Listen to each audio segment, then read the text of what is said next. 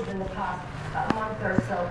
What's it like for you to pay the salaries for the employees when you have no income as a businessman at this point?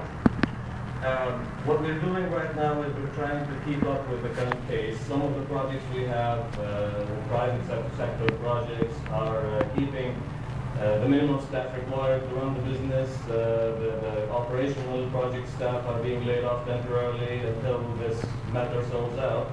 We're very confident that we cannot leave the business. We have to stay, even though some of the major businesses in Gaza that are in export operations have left already. And they have kept relations with their Israeli clients, and they're doing somewhat better because of mobility issues and they can export.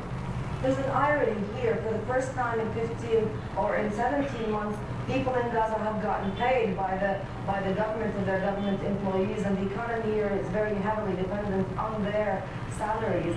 But there is closure and there isn't much money to spend on. There are restaurants like this where people come.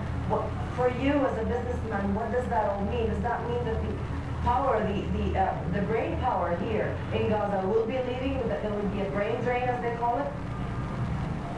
The economic cycle in Gaza is never complete. You sometimes have salaries, you don't have borders for merchandise to come in and people buy it. When you have the merchandise, people don't get salaries. This is part of your first question. You have to get used to it. This is part of the business, and you have to know when to hit and when to stop. Brain draining is definitely a factor. A lot of people have left, and a lot of thinkers and professionals are thinking about leaving.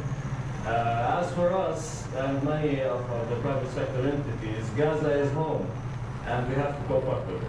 Thank you very much for joining us and for staying in Gaza to do more business, even though the circumstances are difficult. Back to you in Doha now.